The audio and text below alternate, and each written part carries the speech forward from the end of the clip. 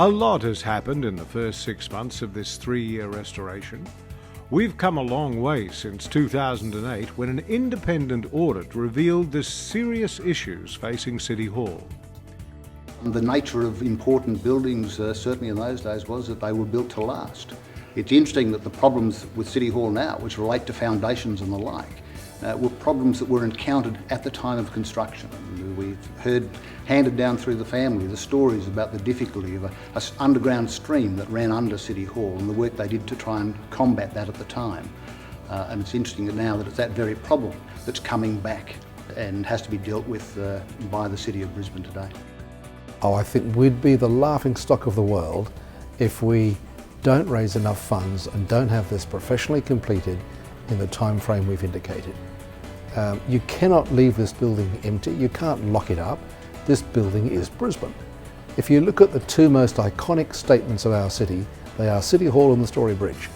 We wouldn't close down the bridge just because it's old, we'd fix it, and we've got to fix City Hall.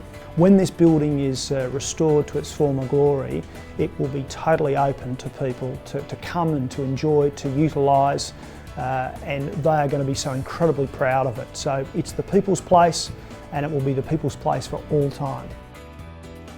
In the first 3 months, no time was wasted with large-scale work commencing inside the main auditorium.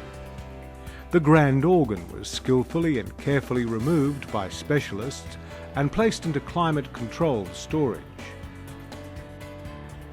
The intricate construction of the huge bird's nest scaffold was a massive job, captured on our time-lapse camera.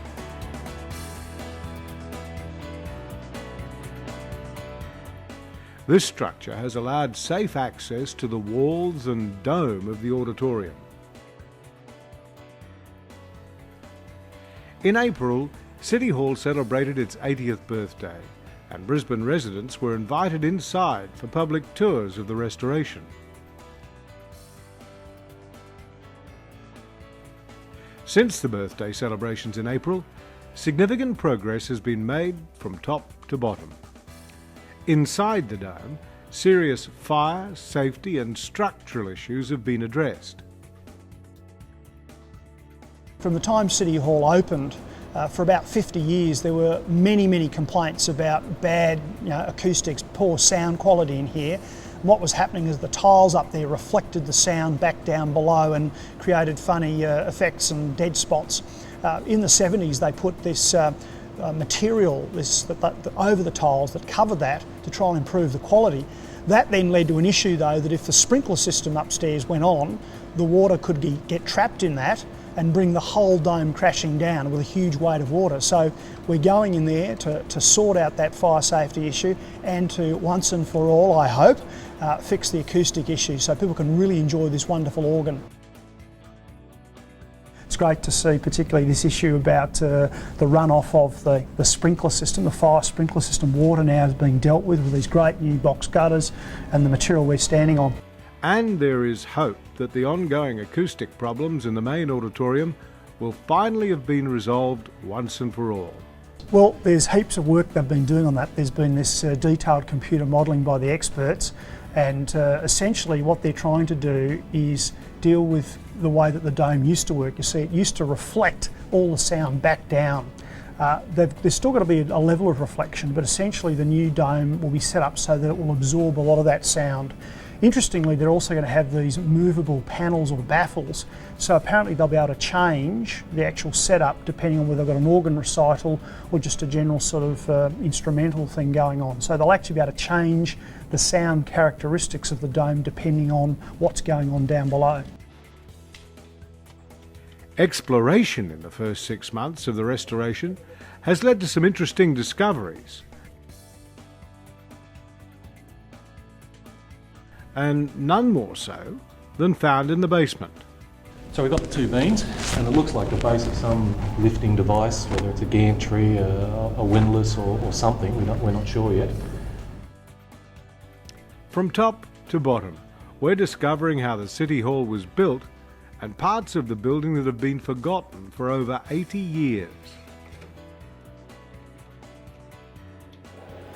So it sort of looks like from the findings up there today that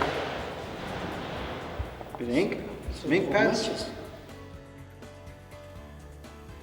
Structures added to the roof over the years have been demolished due to fire and safety concerns and leaks that were causing such serious damage. Look, this is the roof, and what happened over a series of years is they had real problems with having a watertight seal. They originally put bitumen down, which would be fine in Europe, but in a hot subtropical city, of course it got sticky and gooey. They had problems there, so they laid down some ash, and then that created a reaction when water went through it into the building and started playing havoc with the concrete. And the bottom line is the building leaks. Well, what it does to the concrete is it gets into the reinforcing steel. It rusts within the concrete, and you get concrete cancer, as it's called, where the rusting mechanism expands the concrete, big chunks blow off, the concrete loses strength, and of course there's more cracks and fissures, and the water just runs through into the public spaces below.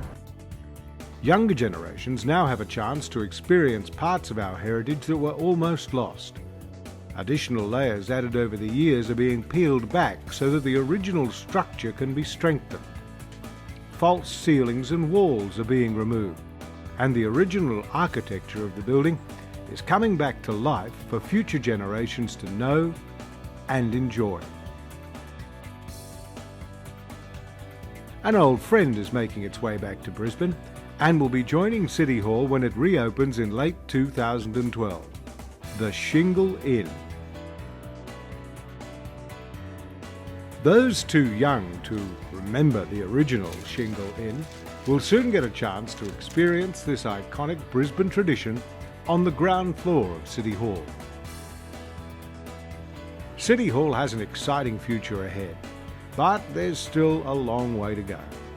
So far, the restoration has tackled a range of issues, but the work has only just begun. The next phase will involve the work of hundreds of men and women and some very heavy machinery.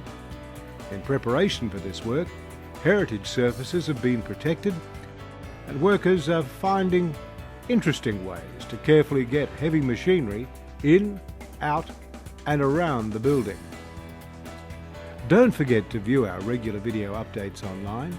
They're freely available and will keep you updated and informed about Brisbane and Queensland's most important heritage conservation project.